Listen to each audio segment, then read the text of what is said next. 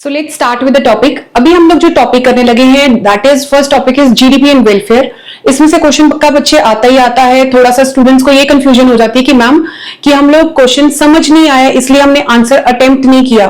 तो क्वेश्चन बच्चे कॉम्प्लिकेटेड नहीं है। आपने जहां वर्ड देखा जीडीपी एंड वेलफेयर, जो भी क्वेश्चन आएगा इसी में से आना है। आपने वेलफेयर और जीडीपी देखा कि कुछ भी लिखा हुआ है सच की आउटपुट तरक्की का निशानी या कुछ भी ऐसा कुछ भी आंसर आपको क्वेश्चन समझ आता है, आंसर यही वाला आएगा और पूरे बुक में से कुछ और टॉपिक नहीं है। सो हम लोग ध्यान से भी करते हैं।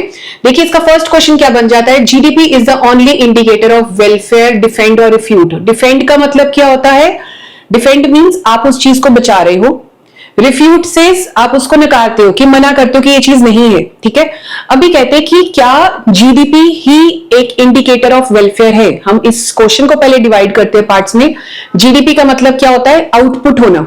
ठीक है, कि किसी भी कंट्री का आउटपुट, इसका फॉर्मूला क्या है जीडीपी एमपी अगर हम करते हैं Q into P, quantity into price. But हम लोग यहाँ पे जो इजी समझने के लिए हम करते हैं कि क्या हमारा आउटपुट बढ़ जाना क्या इस चीज की निशानी, इंडिकेटर क्या होता है निशानी। तो हमने क्या कहा कि क्या आउटपुट का बढ़ना मतलब प्रोडक्शन ज्यादा होनी, क्या ये दिख रहा है कि वेलबींग हो रहा है लोगों का, क्या वो उनका वेलफेयर हो रहा है, उसके साथ उनकी तरक्की हो रही है कि नहीं। तो डिफेंड करना मतलब आप कहते हो सही ट्रू है। अगर आप रिफ्यूट करते हो तो दैट मीन्स आप कहते हो कि फॉल्स, नहीं ऐसा नहीं है कि खाली आउटपुट का बढ़ना तरक्की की खाली निशानी नहीं है। अब देखो हम लोग क्या करने लगे, इसका आ जाता है GDP as a indicator of welfare, defend और रिफ्यूट, या GDP as a limitation of welfare, इसको भी आ जाता है। आप डिफेंड और रिफ्यूट करने के लिए आ जाता है। तो हम लोग कहेंगे कि रॉन्ग है, रिफ्यूट कर रहे हो आप, डिफेंड नहीं कर रहे। ओनली इंडिकेटर नहीं, one indicator, one of the indicator जरूर है, निशानी है। जैसे इंडिकेटर आप एक्टिवा या कार चलाते हो इंडिकेटर देते हो ना, वैसी एक निशानी है जीडीपी का बढ़ना, बट हर खाली वही एक निशानी, ओनली निशानी नहीं है। तो इसमें लेकिन क्वेश्चन क्या इज द ओनली निशानी, बट हमने कहा ओनली नहीं है, और भी है निशानियां, सिर्फ ओनली यही वेलफेयर खाली जीडीपी के साथ नहीं होता, बहुत सारी इकोनॉमी में चीजें जिसके साथ वेलफेयर हो रहा है। तो हम लोग अभी इसको करते हुए देखें तो फर्स्ट क्या है जीडीपी एंड वेलफेयर। कहते हैं GDP is often considered as index of welfare. GDP को अक्सर कहते क्या माना जाता है बच्चे, वेलफेयर की निशानी मानी जाती है। ऑफन मीन्स अक्सर, ठीक है। तो अक्सर कहते कि क्या माना जाता है कि वेलफेयर की निशानी मानी जाती है ऑफ पीपल। और वेलफेयर का मतलब क्या है कि सेंस ऑफ मटेरियल वेलबींग, कि लोगों को उनको मटेरियलिस्टिक चीजें जौन सी है वो हर एक को मिल रही है। ठीक है ना, मटेरियल मिलते हैं या उनको जो चीजें रिक्वायरमेंट है उसमें कोई प्रॉब्लम नहीं है। इट डिपेंड्स अपॉन ग्रेटर पर head availability of goods and services. और कहते हैं जीडीपी यहाँ पे जो हम बात करें वेलफेयर किसके ऊपर डिपेंड करता है कि घर के अंदर कितने सदस्य हैं, कितने जी हैं, जिन लोगों के अंदर वो काम, पैसा या आउटपुट चीजें डिवाइडेड हैं। ठीक है, तो वेलफेयर का मतलब कि आप कितनी तरक्की की तरफ जा रहे हो, आपको हर चीजें जो आपको चाहिए कि आपको आराम से मिल रही है या नहीं। उसके बाद so higher GDP is generally taken as greater welfare of people. और इसलिए सो है ना, तो जनरली ये माना जाता है कि अगर जीडीपी का अगर मैं मतलब बोलूं तो क्या हो गया आउटपुट। तो कहते हैं एक जनरली बात लोग मानते हैं कि अगर आउटपुट है तो हम लोग क्या मान रहे हैं कि अक्सर वेलफेयर की वो निशानी है। लेकिन हाउएवर का मतलब क्या होता है बट। तो कहते हैं लेकिन क्या है, दिस जनरलाइजेशन, जनरलाइजेशन मीन्स जो चीज जनरल, आप एक सबके लिए बात स्पेसिफिक नहीं है, जनरल पूरी कंट्री के लिए आप बात मान रहे हो, may not be correct due to following limitations. तो कहते हैं कि लेकिन ये अगर बात बोलो इसको जनरलाइज कर दो कि हाँ आउटपुट हो जाना से तरक्की हो रही है, तो ऐसा कुछ पक्का नहीं है। इस बात को जनरलाइज नहीं कर सकते, हाँ किसी किसी एरिया में स्पेसिफिकली कर सकते हो बट जनरलाइज नहीं कर सकते। बच्चे इस पैराग्राफ को अगर आपने समझ लिया ना, आपको क्वेश्चन अटेम्प्ट करना will not be difficult. Problem यहाँ पे आती है कि मैम क्वेश्चन समझ नहीं आया, तो क्वेश्चन अगर इस पैराग्राफ को समझ लो तो क्वेश्चन यहीं से है कि खाली इंडिकेटर की निशानी आउटपुट ज्यादा हो जाना, इंडिकेटर की वेलफेयर की निशानी खाली नहीं है, और भी 100 चीजें हो रही है इकोनॉमी में, उसके साथ आपको पता चलेगा कंट्री का वेलफेयर हुआ या नहीं हुआ। अब फर्स्ट इसने क्या कहा, डिस्ट्रीब्यूशन ऑफ जीडीपी। अब कहते हैं distribution of GDP, distribution means divide. अब कहते हैं आपने बोला कि आउटपुट एक निशानी है, वन ऑफ द निशानी इज फाइन, ठीक है। अब आउटपुट किस तरह से डिस्ट्रीब्यूट हुआ है, अगर मैं बोलूं आउटपुट इस तरह से डिस्ट्रीब्यूट है, सिर्फ आईफोन्स या सैमसंग के फोल्ड 2 फोल्ड 3 खाली मोबाइल्स महंगे महंगे बन रहे हैं, 17 प्रो एंड सो ऑन। ठीक है ना, अगर यही सब चीजों का डिस्ट्रीब्यूशन जीडीपी, अगर आउटपुट इसी चीज का हो रहा है, तो खाली आप मुझे बताइए कि वो कौन लेगा। सिर्फ rich people are taking those output की value, what about poor people. उनका क्या होगा? तो पुअर पीपल कहां जाएंगे? और अगर आप सोच रहे हो कि आउटपुट हमारी कंट्री में बहुत बढ़ रहा है और खाली उन चीजों का बढ़ रहा है जो खाली रिच ही अफोर्ड कर सकते हैं, एंड वो डिस्ट्रीब्यूट भी आउटपुट ऐसे हुआ है सिर्फ रिच लोगों को जा रहा है, पुअर लोगों के पास जा ही नहीं रहा, तो आप कहां से कहते हो कि इकोनॉमी तरक्की करेगी? खाली रिच ही इकोनॉमी में तरक्की करने के लिए, पुअर नहीं है। तो हमने यहां पे यही बोला, सो इसलिए गलत है ये स्टेटमेंट की खाली इंडिकेटर वो है। तो देखिए, it is possible that with the rise in GDP inequalities in distribution of income में ऑल्सो इंक्रीज। तो कहते हैं आप, ये हो सकता है कि जैसे जैसे आपका आउटपुट इंक्रीज हो रहा है, इनइक्वालिटीज जो सी है कि भेदभाव रिच और पुअर, डूज एंड डोंट्स में बहुत बड़ा गैप आ जाए। डूज वाले अफोर्ड कर सकते हैं, हैव्स वाले अफोर्ड कर सकते हैं, उनके पास चीजें हैं। जो हैव नॉट्स हैं या डू नॉट्स हैं, हैव नॉट्स वालों के पास चीजें है ही नहीं।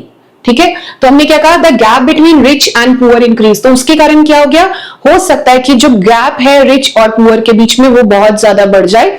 GDP does not take into account changes in inequalities. तो आप कहते हैं कि जीडीपी आप बढ़ रहा है, सीधा खुश हो रहे हो देखकर, बट ये देखो कि क्या भाई इससे इनइक्वालिटीज अगर हो रही है तो वो गलत है इकोनॉमी में। ठीक है, in the distribution of income, so welfare may not rise as much as rising GDP. So अगर खाली जीडीपी आउटपुट की खाली बात कर रहे हो तो खाली आउटपुट का बढ़ जाना is not only indicator of welfare. What about inequalities, उसको कौन देखेगा? इनइक्वालिटीज भी तो बढ़ रही हैं। ठीक है, सेकेंड आया चेंज इन प्राइस। अब कहते हैं कि अगर जीडीपी का इंक्रीज होना is due to rise in price, तो अगर हमने अभी पीछे टॉपिक दोबारा भी करेंगे, एक बार मैं पहले भी बता चुकी हूं सेकंड चैप्टर के अंदर। अभी क्या है बच्चे, अगर कहते हैं हमने रियल एंड नॉमिनल जीडीपी पढ़ेंगे, नॉमिनल जीडीपी में हम लेते हैं प्राइसेस के हिसाब से, जो प्राइस करंट ईयर का प्राइस होता है उसके हिसाब से। तो अभी हम वो टॉपिक पढ़ेंगे, इसके बाद हम देखते हैं। अब कहते हैं कि अगर जीडीपी में, फॉर्मूला जीडीपी का क्या होता है मैंने पहले भी बताया, जीडीपी का बच्चे formula is P into Q, price into quantity.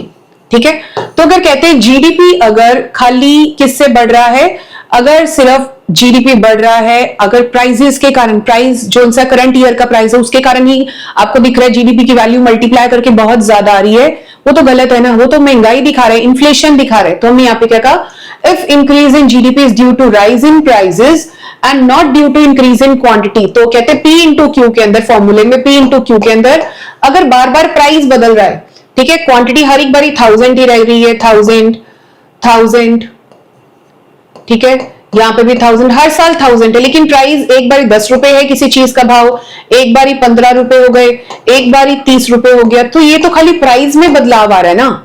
तो कहते हैं खाली प्राइस में बदलाव आना कहां की जीडीपी की, आप मल्टीप्लाई करोगे, एक बारी बन गया 10,000, एक बारी बन गया 15,000 जीडीपी, एक बारी बन गया 30,000। जीडीपी तो इंक्रीज हो रहा है हर बारी, तो लेकिन जीडीपी के अंदर हमने क्या कहा, प्राइस खाली बदले, क्वांटिटी थोड़ी ना बदला है। तो क्वांटिटी बदलती तब पता चलता कि लोगों के पास चीजें आ रही हैं, लोगों के पास पैसा सामान आ रहा है, लोग खुश हो रहे, वेलबींग उनका वेलफेयर हो रहा है। लेकिन भाई प्राइस के साथ वेलबींग कैसे, ये तो महंगाई बढ़ रही है, जो चीज 10 रुपए की थी आज से 2 साल पहले आज वो 30 रुपए की है। तो दिस ओनली शोज, क्या दिखाता है बच्चे, दिस शोज ओनली की प्राइस के अंदर राइज हो रहा है। तो हमने कहा कि वो भी गलत है, इसलिए इसको हम रिलायबल, एक विश्वास लायक इंडेक्स नहीं मानते, इकोनॉमिक वेलफेयर का तो नहीं है, इसको भी हमने बोला। ठीक है, next is non monetary exchanges. Non monetary exchanges का मतलब क्या है, देखो कई चीजें ऐसे बच्चे जिनके साथ जिनकी मार्केट वैल्यू नहीं देखी जा सकती। आपके घर में आपके मम्मा पापा या आपके जो गार्डियंस हैं वो क्या करते हैं, आपका सारा ध्यान रख रहे हैं ध्यान आपका। अब उसके अंदर क्या है, आपको मम्मा सुबह खाना टाइम पर दे रही है, आप स्कूल टाइम पर जा रहे हो, घर वाले सारे टाइम पर काम कर रहे हैं, आप हेल्दी रह रहे हो, आपको खाना पीना सब चीजें बहुत प्रॉपर मिल रहा है। ठीक है, अब लेकिन मम्मा की वो उसकी वैल्यू नहीं है ना, कोई मार्केट वैल्यू तो नहीं है ना। अब जिस चीज की क्या मार्केट वैल्यू नहीं है, अगर मम्मा ये काम नहीं करती, क्या आप स्कूल रेगुलर जा सकते हो? क्या हमारे घर वाले अपने अपना काम कर सकते हैं, पापा ऑफिस जा सकते हैं? नहीं जा सकते। सो हमने यहाँ पे क्या बोला कि कई चीजें नॉन मॉनिटरी एक्सचेंजेस हो रही हैं इकोनॉमी में, अगर उसके साथ वेलफेयर आप उसका तो काउंट ही नहीं कर रहे, ठीक है ना, आपने उसको तो वेलफेयर में काउंट नहीं किया। आप कहते हो कि जीडीपी बढ़ने के साथ वेलफेयर होगा, जीडीपी बढ़ने से ऐसा नहीं है। कई चीजें ऐसी भी घर वाले कर रहे हैं, मम्मा ऐसी ही हमारे को सुबह खाना खुना बनाकर हमारे को एक हेल्दी फिट एंड फाइन रख रहे हैं घर के सब मेंबर्स को, उनकी कोई वैल्यू नहीं, मार्केट वैल्यू नहीं है। इवन आपने घर पे क्यारी किचन गार्डन बनाया, अब वहां से अपनी ऑर्गेनिक सब्जियां आपने क्यारी बनाई, उसके अंदर आपने सब्जियां ग्रो की हुई हैं, अब वहां से सब्जियां खा रहे हो, ठीक है ना। अब वो क्या चीज है, वो आपका नॉन मॉनिटरी एक्सचेंज है, पैसे के साथ एक्सचेंज नहीं हुआ, ठीक है ना। तो वहां पे क्या है, क्या आपको एक हेल्दी लाइफ मिल रही है? यस, मिल रही है, ठीक है, लेकिन क्या उसकी वैल्यू नोट होती है? नहीं होती। तो हमने यहाँ पे कहा कि अगर आप बोलोगे कि नॉन मॉनिटरी एक्सचेंजेस हैं like services of housewife, kitchen garden, leisure time activities, parents अपने बच्चों के साथ या सिबलिंग्स आपस के अंदर अच्छा टाइम स्पेंड करें, वेलफेयर तो हो रहा है, उनका मेंटल लेवल ठीक हो रहा है ना, तो वेलफेयर तो हो रहा है वहां पर, है ना, are not included in GDP. लेकिन हम उसको कभी भी जीडीपी में इंक्लूड ही नहीं करते। हमने पीछे प्रिकॉशंस वाले टॉपिक में कहा था कि ये जितनी भी ऑन अकाउंट सर्विसेज जो है उसको हम कभी इंक्लूड ही नहीं करते। तो due to non availability of data उनकी कोई मार्केट वैल्यू नहीं है, लेकिन यस उसके साथ वेलफेयर जरूर हो रहा है। अगर in case if you are spending good time with your families, in case if मम्मा पापा is helping you out, in case if you have good kitchen garden, आपकी ऑर्गेनिक सब्जी आ रही है, डेफिनेटली आपका इकोनॉमिक वेलफेयर। अभी नेक्स्ट आया एक्सटर्नैलिटीज। एक्सटर्नैलिटीज बच्चे क्या है, कहते हैं हमारी इकोनॉमी में कुछ चीजें ऐसी हो रही हैं जो कुछ पॉजिटिव चीजें हो रही हैं इकोनॉमी में और कुछ बुरी चीजें हो रही हैं जिनका कोई लेखा जोखा नहीं है। फॉर एग्जाम्पल हमने कहा कि हमारी इकोनॉमी में कुछ अच्छी चीजें हो रही हैं। कैसे हो रही हैं? आप जा रहे थे, आप रास्ते में जाते जाते आपने क्या किया, एक कोई ओल्ड एज पर्सन था या कोई नीडी था, आपने उसको हाथ पकड़ के उसकी सड़क क्रॉस करा दी, वेलफेयर किया आपने, है ना, अच्छी बात ही की आपने। तो ये तो अच्छी बात है किसी की हेल्प कर देनी। आपके नेबर्स के अंदर किसी ने बहुत अच्छा गार्डन था, उन्होंने ओपन कर दिया जनरल पब्लिक के लिए, आप लोगों के लिए, मोहल्ले वालों के लिए कि आप आओ सैर करो, अच्छी एयर ब्रीथ करो, अच्छी बात है। तो इसको क्या कहा, कहते कुछ अच्छी चीजें इकोनॉमी में, बट उसका कोई लेखा जोखा नहीं है नेशनल इनकम में। आप नेशनल इनकम में उनकी वो चीजों को काउंट नहीं कर रहे, तो क्या उससे वेलफेयर नहीं हो रहा? हमने कहा हो रहा है। तो कहते आपने तो बोला खाली जीडीपी से वेलफेयर होता है, तो हमने कहा नहीं नहीं, ऐसा कुछ नहीं है। कुछ चीजें इकोनॉमी में आप अगर अच्छा करते हो इकोनॉमी के लिए तब भी वेलफेयर हो रहा है। तो देखो क्या लिखा है, एक्सटर्नलिटीज रेफर्स टू बेनिफिट्स और harms of an activity caused by firm और individual for which they are not paid और पेनलाइज। आपने किसी को अपना गार्डन दे दिया यूज करने के लिए जहाँ पे वो अच्छी ब्रीदिंग सुबह योगा के लिए आ रहे हैं, या आपने किसी नीडी की हेल्प कर दी या किसी पुअर चाइल्ड को पढ़ा दिया, तो वहां पे वो क्या है, आपको पे नहीं किया जा रहा, लेकिन क्या उससे वेलफेयर हो रहा है? यस हो रहा है। ऐसे हम लोग नेगेटिव एक्सटर्नैलिटीज की बात करते हैं। हमारी इकोनॉमी में हम लोग रोज न्यूज़पेपर पढ़ते हैं, पूरा न्यूज़पेपर भरा हुआ है विद क्राइम्स, भरा हुआ है। क्या उनको पेनलाइज किया जा रहा है? नहीं किया जा रहा। जो उनसे गलती, चोरी चकारी, गलत काम, हैरासमेंट हो रही है, they are all moving around.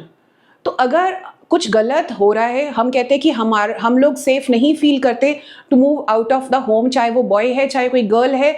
After 9 PM अगर एक बच्चा कहता है कि मैं यहाँ पे फील नहीं कर रहा, ठीक है, तो दैट मीन्स हम लोग मतलब 9 बजे के बाद हम लोग अपना काम बाहर नहीं कर सकते जाकर क्या। तो वहां पे आया कि वेलफेयर कहीं ना कहीं पे कम हो गया इकोनॉमी का, क्योंकि you do not feel that this is safe thing for you, है ना। तो हमने यहाँ पे क्या कहा कि कई चीजें बुरी हो रही हैं जिनको पैनलाइज नहीं किया जा रहा, ठीक है। हम देखते हैं बेगिंग है, बेगिंग इतनी ज्यादा चल रही है और बेगिंग के साथ ही चोरी चकारी भी इतनी ज्यादा हो रही है। तो क्या are this goods? No, they are not including the welfare. वो लोग सही एकदम जो बेगिंग का काम भी करते हैं, उनके पीछे पता नहीं कितना गैंग लगी होती है। एंड मोर ओवर क्या है कि वो लोग दे आर एक्चुअली हेल्दी, ऐसा नहीं है कि वो काम नहीं कर सकते, बट देखिए कि वो लोग काम नहीं करते, वो क्या है, वेलफेयर इकोनॉमी का कहीं ना कहीं तो रिड्यूस हो रहा है। तो हमने क्या कहा, उनको कोई पैनलाइज नहीं किया जाता, कुछ नहीं किया जाता। लेकिन वही चीज है, देखो कि activities which results in benefits to often others are called positive. आपने क्यारी खोली, आपने हेल्प की, दैट वाज पॉजिटिव थिंग। लेकिन activities which result to harm to others, अभी ऐसे ही है, कोई सिगरेट स्मोकिंग कर रहा है, ठीक है। अब सिगरेट स्मोकिंग के साथ, या अगर हमने कहा कोई अल्कोहलिक है, वो अगर किसी को नुकसान पहुंचा रहा है, अपने आसपास के पैसिव स्मोकर्स जौन से, वो खुद तो एक्टिव स्मोकर है, आसपास के पैसिव स्मोकर्स उसके पास खड़े उसको नुकसान पहुंचा रहे, वेलफेयर कम हो रहा है, कोई पेनल्टी नहीं लग रही। स्पिटून्स हम देखते, लोग स्पिट करके चले जाते हैं, इकोनॉमी को गंदा कर रहे हैं, साफ सफाई नहीं रख रहे, दे आर ऑल क्या है कि वेलफेयर उन चीजों से कम हो रहा है, बट कहीं पे उनको पेनलाइज किया जा रहा है, नो। सो हमने क्या कहा कि यही बात है, खाली वेलफेयर जीडीपी के साथ नहीं होता, कुछ पॉजिटिव चीजें वेलफेयर इंक्रीज कर सकती हैं, कुछ बुरी चीजें वेलफेयर को रिड्यूस भी कर सकती हैं। तो देखिए यहाँ पे क्या लिखा है, impact of negative externality, environmental pollution हो रहा है caused by industrial plants, such pollution reduces the welfare through negative effect on health. तो अभी कहते हैं कि उसके साथ क्या है, अफेक्ट नेगेटिव हेल्थ के ऊपर किया हो जाता है। नेक्स्ट इज एग्जाम्पल और impact of positive externalities. Positive externalities, आप पब्लिक पार्क यूज कर रहे हो बाय द पीपल, जिसके लिए आप पेमेंट नहीं कोई भी कर रहे, बट येस अगर आप वो आपकी वेलफेयर कर रहा है, आपके ऊपर क्या है, पॉजिटिव इफेक्ट आपकी वेलफेयर के ऊपर होता है। So external effects do not form part of market transactions, इनका कोई मार्केट ट्रांजेक्शंस नहीं है, इनकी कोई मनी वैल्यू नहीं है। GDP does not take into account, इन दोनों को अकाउंट में नहीं लेता, ध्यान में नहीं रखता। And this is very very very important question बच्चे, खाली इतना ही आ जाता है, एक्सटर्नैलिटीज को ही आ जाता है खाली कि इसको आप एक्सप्लेन करो। So this is very very very important question, आप इसको अच्छे से करके जाइए। वैसे ये पूरा क्वेश्चन इज इंपॉर्टेंट, बट ये खाली इतना पार्ट भी आ जाता है। Next is rate of population growth. अब कहते हैं कि यहाँ पे हमने बोला कि रेट ऑफ पॉपुलेशन ग्रोथ, अब कहते हैं खाली आप बोलो कि जीडीपी आउटपुट बढ़ने से हमारी इकॉनमी तरक्की कर रही है। कहाँ की तरक्की भाई, आउटपुट बढ़ना। आप ये भी तो देखो घर के सदस्य कितने हैं।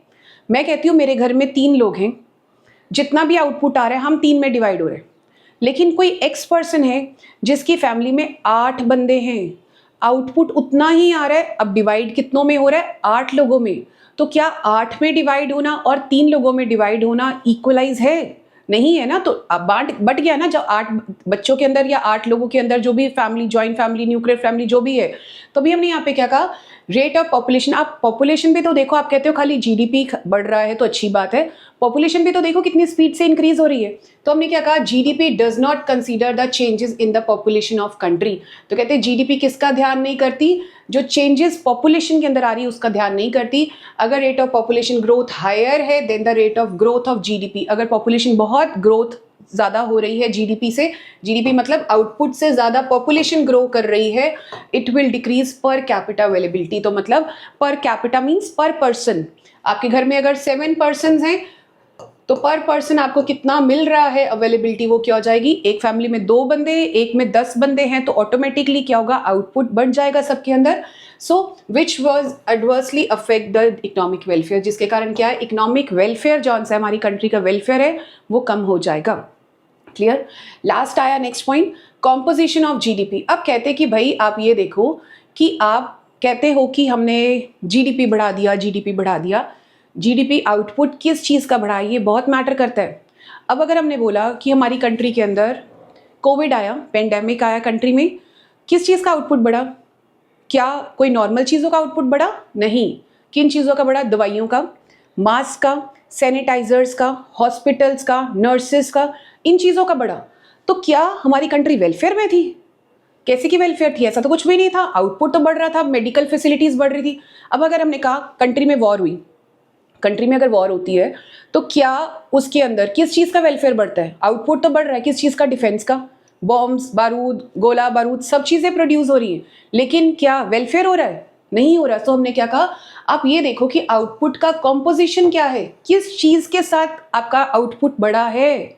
अगर आप आउटपुट ही गलत चीज़ों का बढ़ रहा है इकोनॉमी के अंदर, तो काहे कि आप इकोनॉमी के अंदर वेलफेयर हुआ। तो हमने यहाँ पे एक बार रीड करें, higher GDP will promote welfare only if increased output comprise of goods of mass consumption. यही हमने बोला ना, दाल, चावल, आटा, दूध, रोटी, इन सब चीज़ों की मास कंजम्पशन, जो चीज़ों की जरूरत है उसका आउटपुट बढ़ता तो अच्छी बात थी, एंड एसेंशियल गुड्स का आउटपुट बढ़ता तो अच्छी बात थी। लेकिन अगर प्रोडक्शन हो रही है वॉर गुड्स की, does not lead to any indirect increase in welfare of people। लेकिन अगर वॉर गुड्स की, डिफेंस आइटम्स की अगर प्रोडक्शन हो रही है तो अच्छी बात नहीं है इकोनॉमी के लिए, है ना। सो अगर हमने क्या कहा, सो कॉम्पोजिशन भी वेलफेयर को अफेक्ट करता है। तो अगर आप जो बार बार बोली जा रहे हो जीडीपी आउटपुट ही खाली एक इंडिकेटर, ओनली इंडिकेटर है, हमने कहा नो भाई ऐसा कुछ नहीं है, और 100 बातें हैं घर की पेरेंट्स की जो सा हमारे लिए वेलफेयर कर रहे हैं, ठीक है ना। नॉन मॉनिटरी ट्रांजेक्शन्स हमने बोला, एक्सटर्नैलिटीज़ हो रही है, ये सब चीज़ें भी हमारी कंट्री में वेलफेयर कर रहे हैं। तो प्लीज़ इस बात को भूल जाओ कि खाली आउटपुट बढ़ने से वेलफेयर होता है, हमने कहा ऐसा कुछ नहीं है। एज ए इकोनॉमिक स्टूडेंट हम लोग मानते हैं 100 चीज़ें और हो रही है जिनका कोई लेखा जोखा नहीं है, जिसके साथ वेलफेयर आइदर इंक्रीज भी हो रहा है और डिक्रीज भी हो रहा है। क्लियर हो गया ये बात। सो इसके बाद हम लोग ये देखो क्या करा, Finally, it can be concluded GDP may not be taken as satisfactory measure of economic growth। So अभी यहाँ पे बच्चे आप ध्यान रखना, जिस टाइम भी आप लोग पेपर करते हो, पेपर में आपने वर्ड देखा ना जीडीपी या वेलफेयर, आपने आंसर यही लिखना है। अगर एक्सटर्नलिटी या कोई भी पॉइंट आ जाए पर्टिकुलर, फिर तो आपने पॉइंट को एक्सप्लेन करना है। बट आपने इस क्वेश्चन से देखकर घबराना नहीं है कि मैम क्वेश्चन समझ नहीं आया, आपने वेलफेयर वर्ड देखा, आपने जीडीपी वर्ड देखा, आपको कुछ भी ऐसा लग रहा है कि जो जीडीपी को कनेक्ट कर रहा है, आउटपुट को कनेक्ट कर रहा है तरक्की के साथ, वेलफेयर के साथ, आपने आंसर बच्चे यही लिखना है। कुछ भी लिखा हो, इसमें से कोई भी लाइन्स लिखी हो, आपका आंसर यही वाला आने वाला है। जैसे मर्जी वो मोल्ड करके दे दे, क्योंकि ऊपर नीचे लाइनों में से उन्होंने ऐड करके दे देना है, आप घबरा जाते हो कि क्या ही लिख दिया। देखो उसने लिखा है ना, may not be taken as a satisfactory measure. तो सैटिस्फैक्टरी मीन्स उसी को आप एक सैटिस्फैक्टरी, उसको ही नहीं खाली मेजर ले सकते।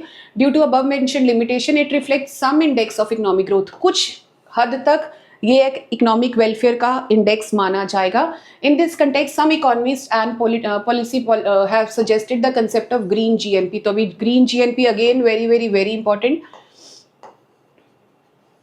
ग्रीन जीएनपी का कंसेप्ट एमसीक्यू के लिए आ जाता है बच्चे। जीएनपी क्या है? ग्रीन जीएनपी कि आप जो भी चीजें कर रहे हो अपनी इकोनॉमी के अंदर, आउटपुट प्रोडक्शन कर रहे हो, make sure it should be less pollution freak, it should be sustainable living वाली होनी चाहिए।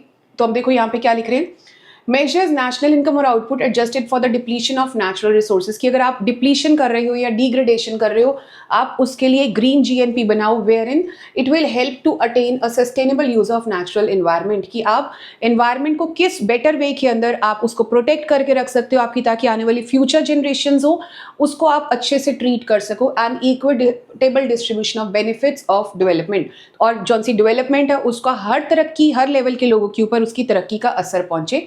A large number signifies greater sustainability, and जितना ग्रीन जीएनपी आपका होगा, जितना, फॉर एग्जांपल आप ग्रीन जीएनपी की अगर हम बात करें, कहते हैं अगर आप आउटपुट प्रोड्यूस करना चाहते हो ना, तो आप क्या करो, सोलर पैनल्स लगाओ, आप विंड एनर्जी को एक्सप्लोर करो। अभी आप तो, क्योंकि they are free gift from nature, आप उनको अगर जितना भी टैप कर लोगे, आप तो खुद इंजॉय कर रहे हो, आपकी आने वाली जनरेशंस, आपके बच्चे जो होंगे, ठीक है, वो अच्छे से उस लाइफ को एंजॉय कर सकेंगे। जो आपने ब्रीथ की एयर, आप लोगों ने देखो कोविड के अंदर हम सब ने मास्क पहने थे, ठीक है, बट आने वाला फिर वो इतनी साफ एयर नहीं है जिसको हम लोग, है ना, एंजॉय करें। जो हमने अपने टाइम पे की एंजॉय, वो आप लोगों ने पहले ही मास्क के अंदर लगा लिया है ना। तो वही चीज इसने कहा, जीएनपी, ग्रीन जीएनपी से कि आप उस तरह की गुड्स प्रोड्यूस करो which will lead to sustainable living. आपके जो से आने वाली जनरेशन हैं, दे शुड एंजॉय एटलीस्ट जितना आपने एंजॉय की है, अच्छी प्योर एयर, वाटर, सब चीजें, उतना नेचर को वो भी एंजॉय कर सकें। So this was all about green GNP और जीडीपी एंड वेलफेयर। क्वेश्चन बहुत इजी है, आसान है, क्वेश्चन को ध्यान से करोगे तो हो जाएगा, इतना डिफिकल्ट नहीं है, सीधा सीधा क्वेश्चन है बच्चे ये, ठीक है। अब इसके बाद हम लोग जो नेक्स्ट टॉपिक करने लगे हैं, that is real and nominal GDP. वो भी इंपॉर्टेंट टॉपिक है, हम उसको भी करते हैं, बहुत छोटा सा टॉपिक है, वो आराम से हो जाएगा, ठीक है। सो बच्चे हम लोग अभी जो करने लगे हैं, that topic is national income at current price और कांस्टेंट प्राइस। देखो किस तरह से इस क्वेश्चन को करना है। हमारे को ये question important, numerical point of view से भी इंपॉर्टेंट है और अदरवाइज भी इसमें से क्वेश्चन बन जाता है। सो हमने क्या किया, नेशनल इनकम एक हम लोग कर रहे एट करंट प्राइस, सिर्फ एक एग्जाम्पल के साथ आपको टॉपिक क्लियर हो जाएगा। उसके बाद हम लोग बुक में से रीडिंग करते हैं कि क्या लिखा है। एंड दूसरा आया बच्चे कांस्टेंट प्राइस।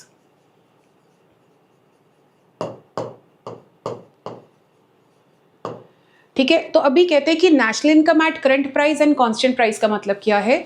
हमने कहा जब भी हम लोग नेशनल इनकम देख रहे हैं, करंट प्राइस में क्या है, अगर मैं बोलूँ 2010 की बात करूँ, देखो इसका फॉर्मूला क्या आएगा। जब हमने ये जीडीपी या नेशनल इनकम फाइंड करना है तो फॉर्मूला कैसे लिखेंगे, P into Q, price into quantity.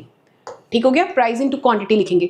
अब क्या है, अगर मैं कहती हूँ करंट ईयर की बात करूँ, मैंने कहा 2010 के अंदर प्राइस इंटू क्वांटिटी अगर मैंने किया, कितना था, प्राइस पोज करिए 10 रुपये था, क्वांटिटी थी किसी चीज़ की 1000 यूनिट्स। 2011 आया, 2011 में करंट प्राइस कौन सा होगा, मे बी उस टाइम पे प्राइस चेंज हो गया हो, तो आंसर कितना आया हमारा 15। हमने कहा प्राइस आया, क्वांटिटी अभी भी कितनी है, 1000 है। तो इस टाइम पे जीडीपी हमारा कितना हो गया था, हमने कहा था 10,000 हो गया यहाँ पे जीडीपी, और यहाँ पे हमारा जीडीपी कितना हो गया बच्चे, 15,000। ठीक है, अगर मैंने बोला 2025 की बात करूं, मे बी 2025 में यही प्राइस कितना हो गया, 30 रुपीज हो गया, इंटू 1000 हो गया, तो ये कितना हो गया, 30,000 हो गया। तो दैट मीन्स, और यही अगर मैं 2026 की बात करती हूँ, 2026 में यही हो गया 45 रुपीज, तो हमने क्या कहा, इंटू 1000 यूनिट्स है, पी इंटू क्यू के हिसाब से, फॉर्मूले के हिसाब से, तो ये कितना हो गया 45,000। अब हमने बच्चे एक बात यहाँ पे बोली, जीडीपी और national income at current price का मतलब क्या है। जब आपने प्राइस और क्वांटिटी को मल्टीप्लाई करते हो, करंट प्राइस वाला कहता है कि आपने कौन सा प्राइस लेना है जो करंट प्रिवेल कर रहा है मार्केट के अंदर। जो मार्केट में प्राइस प्रिवेल कर रहा है that will be treated as your national income at current price पे बोला जाएगा। लेकिन हमने कहा अगर कांस्टेंट वाले की बात की जाए तो कांस्टेंट वाला क्या है, देखिए 2010 के अंदर इसमें एक बेस ईयर लिया जाता है। सपोज करो 2010 में जो प्राइस था उसको हमने बेस मान लिया, फॉर्मूला भी पी इंटू क्यू है, ठीक है। 2010 में प्राइस कितना था 10 रुपए, यूनिट्स कितने थे 1000, तो हमने कहा कितना हो गया 10,000 हो गया। उसके बाद 2011 की बात आई, 2011 में प्राइस कौन सा लेने बचे, करंट ईयर का प्राइस ही ले रहे हो आप, ठीक है। सो हमने कहा अभी भी 10 रुपए है, मे बी क्वांटिटी बढ़ के 11 हो गई, तो हमने यहाँ पे कितना आ गया 1100 कर दिया, तो ये कितना हो गया 11,000 हो गया जीडीपी। उसके बाद 2025 की बात आई, 2025 में भी प्राइस क्या है, प्राइस अभी भी 10 रुपीज ही है, मे बी क्वांटिटी हो गई 120, 1200, क्वांटिटी और प्रोडक्शन हो गई, दैट मीन्स कितनी हो गई 1200 हो गई, तो हमने ये कितना आ गया हमारा जीडीपी 12,000 आ गया। 2026 की बात की जाए, 2026 के अंदर कितना आया, अभी भी 10 रुपीज है क्योंकि कांस्टेंट प्राइस करना था, दैट मीन्स यहाँ पे हम कौन सा ईयर का प्राइस लेते हैं, जो हमारा बच्चे बेस ईयर है। हम बेस ईयर के प्राइस को लेकर जो फर्स्ट ईयर का प्राइस है उसी को लेकर हम थ्रू आउट कैलकुलेशंस लेते हैं। क्वांटिटी सेम रह रही है, चेंज करें हम क्वांटिटी में चेंज करें बट प्राइस में चेंज नहीं हो रहा। जब प्राइस में चेंज नहीं हो रहा उसको हम क्या कहेंगे, कांस्टेंट प्राइसेस, ठीक है। तो देखो कितना आ गया, अभी यहाँ पे भी 10 है, इनटू में भी हो सकता है 1500, तो ये कितना आ गया 15,000 आ गया। तो हमने अभी यहाँ पे क्या कहा, जीडीपी एट या national income at current price या कांस्टेंट प्राइस वाला टॉपिक आता है। तो बच्चे आपने यही बात को अंडरस्टैंड ध्यान से करना है कि जब करंट प्राइस की बात की जाए, आपने करंट प्राइस पे कौन सा लेना है, जो मार्केट में उस साल में प्राइस प्रिवेल हो रहा है। क्वांटिटी चेंज होगी तो बात है, यहाँ पे भी हो सकता है क्वांटिटी चेंज हो, लेकिन मेन अक्सर यहाँ पे क्या है, प्राइस के अंदर चेंज आ रहा है। प्राइस क्या हो रहा है बच्चे, चेंज हो रहा है। लेकिन इन केस ऑफ कांस्टेंट में प्राइस ही क्या रह रहा है हमारा, प्राइस रिमेनिंग कांस्टेंट। आप बेस ईयर का प्राइस उठाते हो, उस प्राइस को ही आप थ्रू आउट यूज कर रहे हो। क्लियर हो गया ये बात, ठीक है। अभी हमने जो सा कहा करंट ईयर की बात की जाए, इसका करंट प्राइस का, इसके लिए भी बच्चे एक दो इंपॉर्टेंट चीजें हैं, हमने इसके लिए वर्ड्स यूज किए कि इनका अनदर नेम क्या है। देखिए हमने कहा जो करंट ईयर वाला है इसका another name is nominal GDP या नॉमिनल नेशनल इनकम। इसका क्या नाम है, नॉमिनल जीडीपी या नॉमिनल नेशनल इनकम। लेकिन वो उसका नाम क्या है, कांस्टेंट वाले का अनदर नेम क्या है, रियल जीडीपी या रियल नेशनल इनकम। क्लियर हो गया।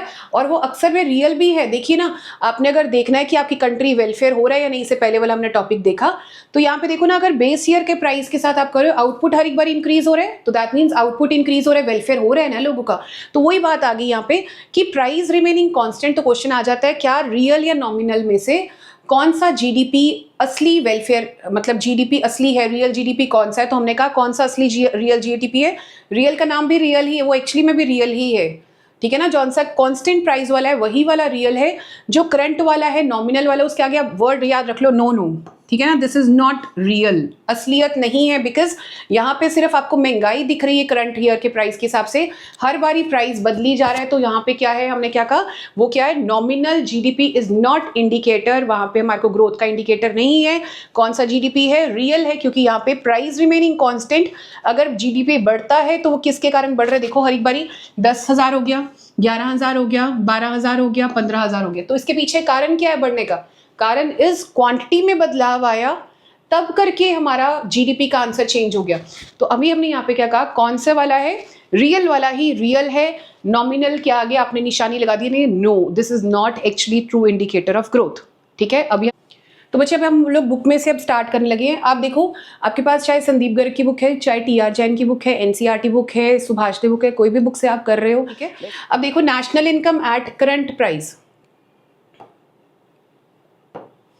National income at current price and constant price. तो अभी हमने देखने लगे करंट प्राइस पे है या कांस्टेंट प्राइस पे। हम ऑलरेडी पढ़ चुके हैं पहले क्या बात, कि नेशनल इनकम की डेफिनेशन क्या है। नेशनल इनकम को हम बोलते क्या है, देखिए आप बताओ क्या बोलते हैं नेशनल इनकम के लिए, हमने क्या उसका एग्रीगेट क्या रखा हुआ है? नेशनल इनकम को क्या बोला जाता है?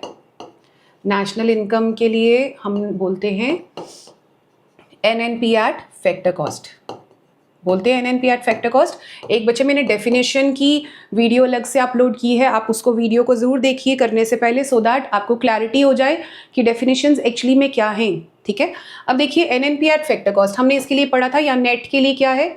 इट रेफर्स टू, एन से नेट बन गया, हमने बनाया था नेट, इसका आ गया। फैक्टर कॉस्ट का लिए क्या हमने वर्ड यूज किया था? मनी वैल्यू, है ना, मनी वैल्यू यूज किया था of all final goods and services, यही पढ़ा था हमने फाइनल। पिछली वाली डेफिनेशंस वाली रील है, वीडियो बनी हुई है, आप उसको ज़रूर चेक कीजिए डेफिनेशंस करने के लिए। अब एन है प्रोड्यूस्ड बाय, कौन प्रोड्यूस कर रहा है? एन से हमने कहा नागरिक, प्रोड्यूस्ड बाय कौन है? नागरिक कौन है? उनके लिए वर्ड क्या यूज किया गया इकोनॉमिक्स में? Normal residents. एन से नागरिक किया था हमने, normal residents of a country,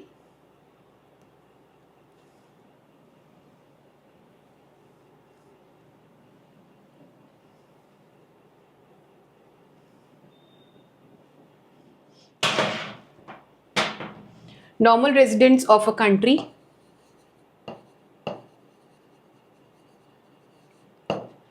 during one accounting year, यही बात पढ़ी थी हमने डेफिनेशंस के अंदर।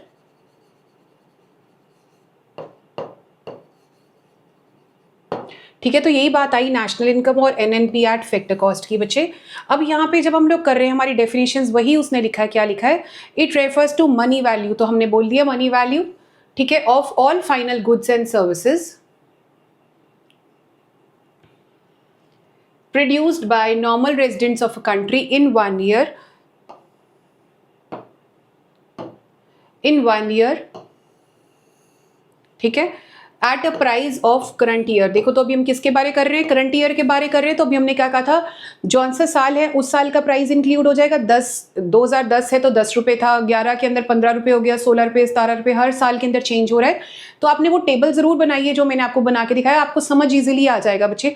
अगर आप टीआर जैन बुक के भी है आपके पास तो वहाँ पे टेबल है, अदरवाइज संदीप गर्ग में भी ये टेबल इज अवेलेबल। ठीक है, for example measurement of India's national income of 2019-20 at a price of 2019-20, जौन सा साल चल रहा है आपने उन कमोडिटीज का, व्हीट है, राइस है, पल्सेस है, कोई भी चीज का प्राइस किसके हिसाब से क्वांटिटी करनी है, प्राइस करना है उस साल के प्राइस के साथ ही। तो हमारा फॉर्मूला P/Q था, तो क्वांटिटी चाहे व्हीट की आप ले रहे हो, चाहे आप पल्सेस की ले रहे हो, या आप किसी भी चीज की आप ले रहे हो, वहां पे हमने क्या कहा कि प्राइस आपका चेंज हो रहा है बट हर साल का जौन सा चेंज हो रहा है।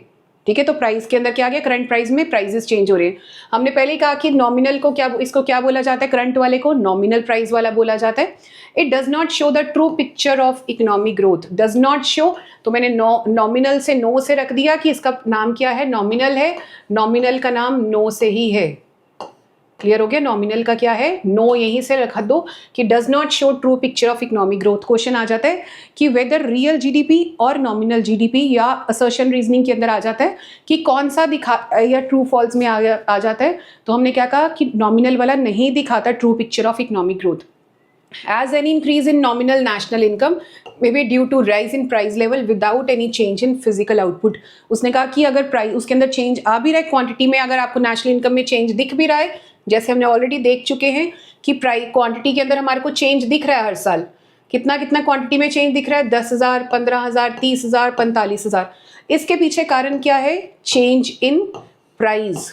10 रुपए की चीज थी, ये व्हीट की एग्जाम्पल अगर ले लीजिए, व्हीट 10 रुपए भाव थी, अब कितने हो गई? फिर 15 हो गई, फिर 30 रुपए किलो हो गई, या जैसे भी करके, या 45 रुपए किलो होगी। तो वो क्या है? आपको जो चेंजेस भी आ रही हैं that is because of change in price. Physical output मतलब क्वांटिटी रिमेनिंग सेम, क्वांटिटी के अंदर कोई भी चेंज नहीं आया, हर एक बारी हजार ही रही। क्लियर हो गया? सो हमने यहाँ पे क्या कहा कि देखिए अगर यहाँ पे क्या लिखा है, so in order to eliminate the price changes national income is also estimated at constant price. तो कहते हैं अगर आपको ये एलिमिनेट करना है इसका इफेक्ट देखने के लिए नेशनल इनकम का क्या इफेक्ट है, आपको ये सारे इसके डिसएडवांटेजेस को आपको कवर करना है। अगर आपको वाकई देखना है कि नेशनल इनकम बढ़ी या नहीं बढ़ी, आप क्या करो, उसको कौन से प्राइस के ऊपर करो बच्चे, कांस्टेंट प्राइस पे। आप एक साल चूज कर लो, उस ईयर को चूज करके आपने क्या किया, उसके बेस पे ही आपने सारे आगे डिवाइड करना है। आप मल्टीप्लाई उस कांस्टेंट बेस के प्राइस पे करोगे। हम अगला करने लगे इसके बाद, देखिए कैसे है। देखिए national income at constant price, it refers to, वही डेफिनेशन वही आई नेशनल इनकम की, it refers to money value of all final goods and services produced by normal residents, ये हमने पढ़ लिया।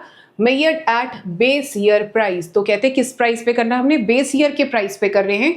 और बेस ईयर प्राइस कौन सा होता है बच्चे, जहां पे ज्यादा फ्लक्चुएशंस नहीं आई हो, इकोनॉमी बहुत स्मूथ चली हो। जैसे अगर आप देखिए कोविड वाला टाइम था, it was not smooth year, है ना, बहुत अप्स एंड डाउन्स आए, इकोनॉमी में अच्छी तरह से ग्रोथ नहीं हुई।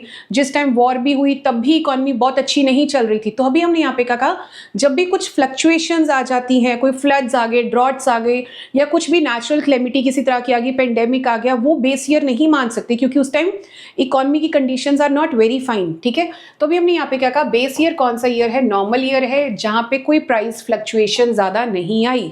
ठीक है, लेकिन अभी ये क्वेश्चन आ जाता है, हम लोग 2011-12 को बेस ईयर मानते हैं इंडिया के अंदर। हम नेशनल इनकम अगर कैलकुलेट करते हैं तो किस ईयर के हिसाब से करते हैं, बेस ईयर, जिसको 2011-12, क्योंकि ये माना जाता है, ये क्वेश्चन आ जाता है कि कौन से साल को बेस ईयर माना जा रहा है इंडिया में। हम 11-12 को मानते हैं क्योंकि उस साल के अंदर ज्यादा फ्लक्चुएशंस नहीं आई बच्चे। ठीक हो गया।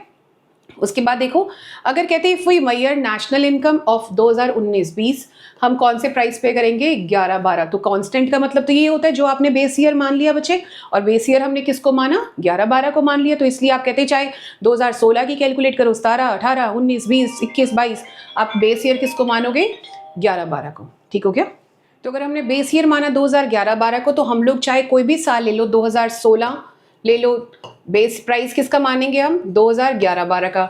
2017 ले लो, प्राइस किसका मानेंगे, 2011-12 का। तो हमने कहा कि कोई भी आप साल ले लो, आपको क्या है, आप 2026 ले लो, आप प्राइस किसका लोगे, 2011-12। तो दैट मीन्स कांस्टेंट वाला क्या कहता है कि नेशनल इनकम आपने किस पे कैलकुलेट करनी है बच्चे, जो कांस्टेंट बेस ईयर आपने सिलेक्ट किया हुआ है। ठीक हो गया। अब इसको हम लोग क्या बोलते हैं, देखो मैंने पहले ही बताया था आपको कि क्योंकि ये असली है, क्योंकि आपको पता चलता है कि एक्चुअली में इकोनॉमी ने ग्रो किया या नहीं किया, तो इसको हम क्या बोलते हैं, रियल नेशनल इनकम बच्चे बोला जाता है। रियल और नॉमिनल, पिछले वाला जौन सा था करंट वाला तो नॉमिनल, ये वाला था रियल, क्योंकि इसके अंदर एक्चुअली में आपने फ्री ऑफ एनी बायसनेस आपने एक साल के हिसाब से जीडीपी कैलकुलेट किया है या नेशनल इनकम कैलकुलेट की है। It shows the true picture of economic growth. तो आप याद रखो, रियल वाला ही ट्रू पिक्चर दिखा रहा है। ठीक है, तो कंफ्यूज नहीं होना यहाँ पे। As any increase in the real national income is due to increase in output only. तो अगर कहते हैं यहाँ पे इंक्रीज अगर कुछ होगा भी, देखिए पिछले वाले में स्लाइड के अंदर आपको दिखाती हूँ, अगर कहते हैं कुछ इंक्रीज होगा भी यहाँ पे, अगर जीडीपी इंक्रीज भी हो रहा है, तो कितना था पहले जीडीपी, देखिए 10,000 जीडीपी था, उसके बाद कितना हो गया, 11,000 हो गया, उसके बाद 12,000, उसके बाद 15,000। तो कहते हैं हर बारी अगर जीडीपी इंक्रीज हो रहा है, इसके पीछे कारण क्या है बच्चे, कारण इज क्वांटिटी। हर बारी देखो प्राइस तो सेम रहा ना बच्चे, 10, 10, 10, 10 रहा, क्वांटिटी हर बारी चेंज हो रही है, 1,000, 1100, 1200, 1500, तो हर बारी क्वांटिटी में बदलाव आ रहा है। इसलिए इसको हम कौन सा इंडिकेटर मानते हैं, रियल इंडिकेटर और ट्रू, जो इसके हमारे को निशानी पता चले कि ग्रोथ इकोनॉमी पिक्चर जो सी है वो रियल वाला दिखाता है। सो अगर आगे क्वेश्चन आया, why do we measure national income at prices of base year, तो हमने क्या कहा, बेस ईयर क्यों माना जाता है। अभी हमने सिंपल बात पढ़ी थी, क्योंकि वो क्या है, उसके अंदर आप प्राइसेस क्या रखते हो, जौन सा अगर हम करंट पे रखते हैं तो करंट क्या मिसलीडिंग पिक्चर दिखाएगा, क्योंकि वहां पे क्या हो रहा है, कभी प्राइस बढ़ रहे हैं, इन्फ्लेशन हो रही है, कभी डिफ्लेशन हो रही है, जिसके कारण क्या है आपका वो picture wrong false sense of economic growth दिखा सकती है। आपको पता नहीं चल सकता इकोनॉमी ग्रो भी कर रही है नहीं ग्रो कर रही। लेकिन अगर आप कांस्टेंट दिखाते हो, कांस्टेंट पे दिखाओगे तो क्या होगा, वहां पे कोई फ्लक्चुएशंस नहीं है एज सच। खाली जब कांस्टेंट आप कांस्टेंट वाले पे दिखाते हो एज सच कोई भी फ्लक्चुएशंस नहीं आएंगी, आपको ट्रू पिक्चर नजर आएगी। तो इसलिए कहते हैं कि क्यों हम दिखाते हैं, क्योंकि आंसर क्या आया, क्वेश्चन पूछा कि उसने क्यों हम रियल पे दिखाते हैं, नॉमिनल पे नहीं दिखाते, क्योंकि हमने कहा नॉमिनल वाला कौन सा होता है बच्चे, करंट वाला होता है। तो करंट वाले को अगर हम दिखाएंगे तो उसके आगे तो पहले ही नो लगा है, तो हमने वो तो रियल ट्रू पिक्चर नहीं है, वहाँ पे प्राइस कीप्स ऑन चेंजिंग, बढ़ते कम होते रहते हैं। लेकिन रियल वाले में ऐसा कुछ नहीं होता, रियल वाला ट्रू पिक्चर ही है, क्योंकि वहाँ पे प्राइस रिमेनिंग कॉन्स्टेंट, कोई मार्केट में फ्लक्चुएशन के कारण नहीं आता। नेक्स्ट आया कन्वर्जन किस तरह से आपने करनी है। देखिए ध्यान रखिए, हम लोग बच्चे इसका फॉर्मूला है प्राइस इंडेक्स क्या होता है कि आप देखते हुए देखिए, पहले हम लोग देखते हैं कि कहते हैं प्राइस इंडेक्स क्या है। एक इंडेक्स नंबर है जो शो करता है change in price levels between two time periods, ठीक है। इट इंडिकेट्स वेदर राइज और fall in national income is real और नॉट। अभी देखिए ध्यान रखिए क्या मतलब है। हमने कहा प्राइस इंडेक्स क्या है बच्चे, प्राइस इंडेक्स क्या बताता है कि कोई भी कमोडिटीज है, कमोडिटीज क्या होता है, गुड्स, कमोडिटी ए, कमोडिटी कोई भी है, हमने कहा वीट हो गया, राइस हो गया, पल्सेस हो गई, है ना। तो अभी क्या कहा, कहता कि आप प्राइस इंडेक्स क्या दिखाता है कि आपके प्राइसेस में कितना चेंजेस आई, इंक्रीज हो रहा है, डिक्रीज हो रहा है। तो वो इंडेक्स आप साल बाय साल का अगर आपने कंपैरिजन करना होता है इकोनॉमी के अंदर, तो आप किस एक, जैसे हम लोग बुखार देखना होता है, हमारे पास थर्मामीटर होता है, ऐसे इकोनॉमी के अंदर कितना इंक्रीज डिक्रीज हो रहा है प्राइसेस के अंदर, चीजें हम किसके थ्रू देखते हैं, प्राइस इंडेक्स के थ्रू देखते हैं। अपने इंडेक्स नंबर +1 के अंदर भी किया हुआ है, जहाँ पे आप लेस पेयर्स पास्चेज मेथड वगैरह करते थे, वो आपने +1 में भी किया है।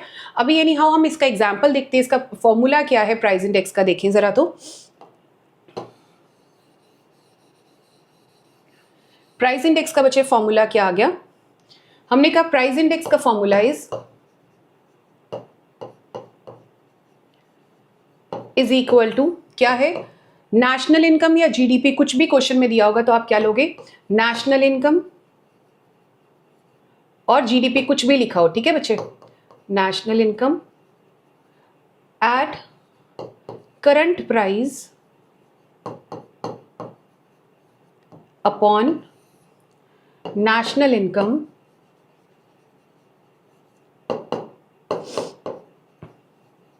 एट कौन सा प्राइस, एट कांस्टेंट प्राइस, ठीक है। National income at current price upon national income at constant. तो आपने याद क्या रखना है, इनटू 100 आ गया। आपने याद क्या रखना है बच्चे कि आपका न्यूमिनेटर जौन सा है, न्यूमिनेटर में किसकी वैल्यू आई, देखो न्यूमिनेटर में किसकी आई, जो करंट वाला प्राइस है। यहाँ पे ध्यान रखना, यहाँ पे गलती नहीं होनी चाहिए बच्चे, फॉर्मूले के अंदर गलती होगी तो न्यूमेरिकल गलत हो जाएगा हमारा। तो देखो यहाँ पे क्या है, करंट, और अपॉन क्या है, कांस्टेंट है। तो अगर हम इसको और करके लिखे तो करंट वाला और कौन सी होती, करंट का नाम क्या है हमने रखा था, इसका देखा था नाम क्या है, नॉमिनल नेशनल इनकम या नॉमिनल जीडीपी, ठीक है, अपॉन कौन सा है, रियल वाला, इनटू 100। तो बात तो सेम है ना। तो इसको भी हमने क्या कहा, ये क्या होता है, प्राइस इंडेक्स भी बोला गया। क्वेश्चन आ जाए प्राइस इंडेक्स के ऊपर आ जाए बच्चे, या हमारा क्वेश्चन क्या आ जाए, जीडीपी डिफ्लेटर, क्या आ जाए, जीडीपी डिफ्लेटर। क्लियर। तो अगर आपको कोई भी दो वैल्यूज दी हैं, ये या प्राइस इंडेक्स में से या जीडीपी डिफ्लेटर में से कोई भी दो वैल्यूज दी है, क्या आप तीसरी वैल्यू फाइंड कर सकते हो सकती है ना। अगर उसने क्या दिया, नॉमिनल दिया है, नॉमिनल वाला कौन सा होता है, करंट वाला होता है, और कांस्टेंट दिया है, ठीक है, रियल वाला होता है, या प्राइस इंडेक्स, कोई भी दो वैल्यूज दी होंगी, हम इजिली थर्ड वैल्यू फाइंड कर सकते हैं इनटू 100 करके। क्लियर हो गया, ये न्यूमेरिकल भी पॉइंट ऑफ व्यू से इंपॉर्टेंट है बच्चे। तो देखिए एक बार इसका देखिए यहाँ पे क्या फॉर्मूला लिखा है, उसने क्वेश्चन के अंदर क्या कहा, यहाँ पे देखो, if price index for the current year is 150, ठीक है, प्राइस इंडेक्स करंट ईयर का कितना है, 150 है। तो करंट वाला उसने कह दिया price index of current year is 150 and national income of current price is 1.5 lakh. तो क्या कह दिया उसने, प्राइस इंडेक्स का फॉर्मूला देखें, प्राइस इंडेक्स का फॉर्मूला बना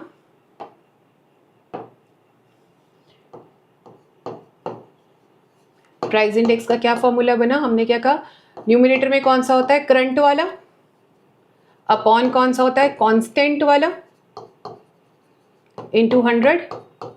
अब उसने क्या बोल दिया कि प्राइस इंडेक्स दे दिया कितना, प्राइस इंडेक्स का आंसर कितना उसने दिया बच्चे, 150, और national income at current price, current वाला कितना कह दिया उसने, 1,50,000, 150 करोड़, ठीक है, 1,50,000 करोड़, ठीक है। अब नेशनल इनकम एट कांस्टेंट क्या आ गया, कांस्टेंट यहां चला गया, तो अगर हम इसकी वैल्यू करें इनटू 100, ये क्या हो गया, ऊपर चला गया यहां पर,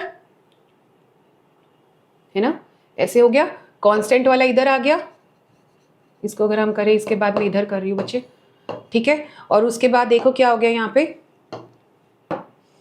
ये 1,50,000 था, 1,50,000 बटा क्या आ गया, डिवाइड बाय क्या आ गया, 150 इंटू 100। कैलकुलेशंस की, दिस ये यहाँ पे कट गया, 3 और 2 5। तो हमने क्या कहा कि ये कितना आ गया, 1,00,000 करोड़ आ गया। क्लियर हो गया ये बात, ठीक हो गया बच्चे। तो हमने क्या कहा कि कांस्टेंट प्राइस वाला कितना आ गया, कोई भी मार्क को 2 वैल्यूज दी होंगी, आप थर्ड वैल्यू उसको इजीली फाइंड कर सकते हो।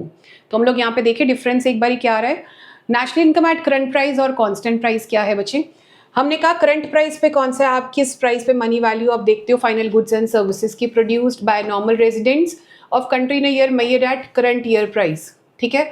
लेकिन यहाँ पे कौन से प्राइस के साथ करते हो आप, बेस ईयर के प्राइस के साथ, ठीक हो गया। उसके बाद हमने कहा ये नॉमिनल है, इसका नाम मैंने इधर देखा था, हमने नॉमिनल होता है, हमने यहाँ नेशनल इनकम नॉमिनल वाला किया, इसका रियल किया। तो मैंने बताया था नॉमिनल के आगे नो लगाए तो it does not show a good tool for measuring economic growth, ठीक है। लेकिन ये रियल वाला है, it is real better tool, ये है इकोनॉमी को ग्रोथ के लिए, वो रिपीट हो रहे हैं। It is affected by change in both price and quantity, quantity में भी आप चेंज कर सकते हो, बट अल्टीमेटली तो यहाँ पे क्या हो रहा है बच्चे, करंट वाले में क्या हो रहा है, प्राइस में चेंज आ रहा है, बदलाव आ रहा है ना, ऐसे ही है ना करंट वाले के अंदर। एंड यहाँ पे क्या है, सिर्फ क्वांटिटी में बदलाव आ रहा है, कांस्टेंट प्राइस आपका क्या रह रहा है, कांस्टेंट रहता है। It is not suitable tool for comparing national income of different years.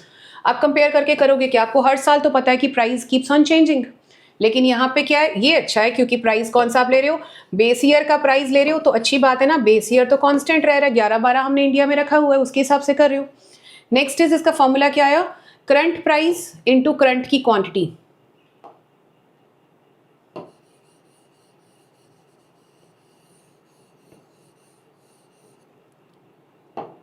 तो अभी हमने यहाँ पे क्या कहा, करंट प्राइस इंटू करंट की क्वांटिटी, हमारा क्या आ गया, यहाँ पे करंट वाला आ गया। बेस ईयर का प्राइस, ये ध्यान रखना है हमने, बेस ईयर का प्राइस इंटू करंट की क्वांटिटी Q1, तो वो क्या हो गया, क्वांटिटी चेंज हो रही है, यहाँ पे प्राइस रिमेनिंग कांस्टेंट। इसका नाम हम ऑलरेडी बच्चे कर चुके हैं नॉमिनल, एंड इसका क्या कर दिया हमने, रियल, ठीक है। तो अभी हम देख ले, एक दो छोटे छोटे क्वेश्चन इसके बन जाते हैं, वो क्या क्वेश्चन हैं। अब क्वेश्चन आया नॉमिनल जीडीपी एट और जीडीपी एट करंट प्राइस, तो उसने क्या कहा, जीडीपी जब आप उसको सेम ईयर के हिसाब से ले रहे हो तो वो क्या हो गया, नॉमिनल जीडीपी।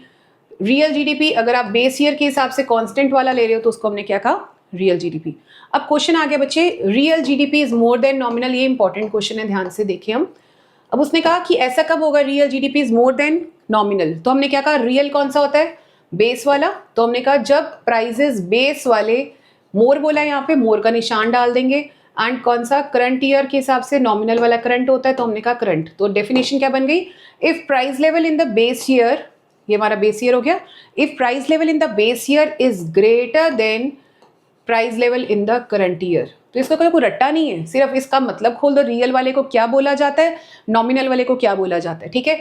अब उसने कहा कि रियल वाला इज इक्वल टू, रियल वाला इक्वल टू कब आएगा, दोनों के बीच में इक्वल है, तो हमने क्या कहा, रियल वाला कौन सा होता है, कांस्टेंट वाला होता है, वो किसके बराबर है, प्राइजेस करंट ईयर के प्राइस के बराबर है, ठीक है। प्राइस ऑफ कांस्टेंट ईयर जो बेस ईयर है उसका, बेस ईयर वाला किसके प्राइस के बराबर है, करंट ईयर के। दैट मीन्स अगर यहाँ पे 200 है, ये भी 200 आ गया, तो आंसर आपका क्या हो गया, ये इक्वल हो गए। क्लियर हो गया।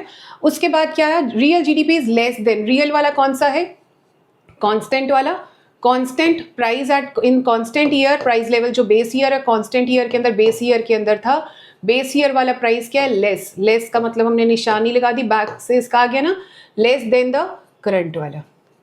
अब कई बार बच्चे का ये कहते हैं कि मैम हमारे को बेस मतलब लेस देन और मोर देन की निशानी भी नहीं पता। बच्चे दिस इज क्रोकोडाइल का मुंह है, ठीक है ना, जो चीज ग्रेटर है उस तरफ क्रोकोडाइल का मुंह खुल जाएगा, ठीक है ना, जो चीज ग्रेटर है उसकी तरफ उसका मुंह खाने के लिए दौड़ेगा। तो अभी अपने यहाँ पे क्या कहा, base year is greater than current year, ठीक हो गया ये वाला। अब कहते हैं which one is better, nominal और रियल जीडीपी। अब रियल हम बहुत बारी पढ़ चुके हैं, रियल वाला ही बेटर है भाई, कितनी बारी बोले हम, यही सेम बात। कहते हैं क्यों बेटर है, अभी हमने ये क्वेश्चन फिर इंपॉर्टेंट है, ये वाला क्वेश्चन यही वाला अक्सर आ जाता है। तो रियल वाला आपको क्या दिखाएगा कि प्रोडक्शन इंक्रीज हुई है या नहीं हुआ, क्योंकि यहाँ पे सिर्फ प्रोडक्शन के कारण जीडीपी बढ़ रहा है, ठीक है। On the other hand real nominal के अंदर कोई फिजिकल आउटपुट में चेंज नहीं होता, सिर्फ प्राइजेस में बदलाव आता है, ठीक हो गया। उसके बाद real indicator is better measure to make periodic comparison in physical output. अगर आपने साल बाय साल आपने कंपेयर करके देखना भी है तो रियल वाले को करिए, आपको बेटर पिक्चर नजर आएगी। नेक्स्ट इज अगर आपने दूसरी कंट्रीज के साथ कंपैरिजन करना है, हमारी कंट्री कहाँ स्टैंड होती है, तो आप अपना बेस ईयर 11-12 को लो, उसके हिसाब से आप सारी कंट्रीज के साथ कंपेयर करके देखो। तो देयरफॉर हमने क्या कहा, रियल वाला इज बेटर देन कौन सा, नॉमिनल वाले से। नेक्स्ट क्वेश्चन आ गया, determination of nominal upon nominal and real. तो हमारे को पता चली कि हमने फॉर्मूला क्या लगाया है, प्राइस इंडेक्स। ये फॉर्मूला हम ऑलरेडी पढ़ चुके हैं। Price index is equal to क्या है, नॉमिनल वाला ऊपर है, न्यूमिनेटर में है, डिनोमिनेटर पे क्या है, रियल वाला है, इनटू 100 पढ़ चुके हैं हम ऑलरेडी। इसको आप किसी भी दो वैल्यूज को दी होंगी, आप तीसरी वैल्यू फाइंड कर लेते हो। अब उसने कहा कि जीडीपी डिफ्लेटर क्या है, तो जीडीपी डिफ्लेटर हमने कहा वही सेम बात ही, उसको प्राइस इंडेक्स भी बोला जाता है। क्लियर हो गया। उसके बाद आगे आया ये वाला, हम ऑलरेडी कर चुके हैं जीडीपी एंड वेलफेयर का टॉपिक। इंपॉर्टेंट क्वेश्चन है बच्चे, आप ध्यान से करिए, इतना चीज़ें डिफिकल्ट नहीं है। देखिए क्या लिखा है, प्राइस इंडेक्स और जीडीपी डिफ्लेटर की डेफिनेशन लिखिए। तो इसने क्या कहा, जीडीपी डिफ्लेटर क्या मेजर करता है, average level of prices of all goods and services that make up GDP. GDP बनता किसके साथ है, सारी गुड्स की। जो हमने कहा कि प्राइस लेवल क्या चल रहा है, तो हमने क्या कहा, प्राइस लेवल क्या है, जीडीपी नॉमिनल अपॉन रियल किया इनटू 100। अब यहाँ पे एक क्वेश्चन आ जाता है बच्चे, हमने इस साल का तो निकाल लिया, सपोज करो हमने ये 125 निकाल लिया, 12,000 निकाली, 125 हमने जीडीपी डिफ्लेटर निकाला। हम बेस कितना मानते हैं, 100। बेस किसका मानते हैं, 100। अब क्वेश्चन आएगा कितने परसेंट चेंज हुआ, परसेंटेज चेंज कितनी आई। तो अभी कितना आ गया, हमने जीडीपी डिफ्लेटर निकाला 25, तो हमने क्या कहा कितने परसेंट चेंज आई बच्चे, 25%। ठीक है, तो परसेंटेज चेंज वाला क्वेश्चन भी अगर आपको आता है तो आप इसको देखिए कि हमने बेस 100 को ही मानना है, उसके हिसाब से जितना भी इंक्रीज आया होता है हमने क्या कहा, उतने परसेंट इंक्रीज चेंज हो गया है। ठीक हो गया। सो चैप्टर इज ओवर। हम प्रिकॉशंस कर चुके हैं, हमने डोमेस्टिक और नेशनल इनकम की डेफिनेशंस इनकी सारी कर ली है, जीडीपी डिफ्लेटर कर लिया है हमने इसके बाद। उसके अलावा हमने डबल काउंटिंग का कंसेप्ट किया है। उसके अलावा ये वाला हमने जीडीपी एंड वेलफेयर कर लिए। सब important topics have been covered till now. अगर फिर भी अगर आपको कोई प्रॉब्लम आती है, do let me know in the comment box. हम लोग उसकी भी फटाफट से वीडियो, सो दैट आपका 18th वाला एग्जाम आप इजिली स्मूथली कर सको। आप एक बार ही सारे जितने भी चैप्टर्स हो रहे हैं उनकी वीडियोज़ अगर आपको टॉपिक्स आते हैं फटाफट से देखी जाओगे तो आपके एक बार चैप्टर्स रिवाइज हो जाएंगे, क्वेश्चंस क्या आते हैं आपको एक बार क्विकली रिविजन हो जाएगी। Thank you for now. God bless you all. All the best for your final exams, बच्चे. God bless you. Thank you.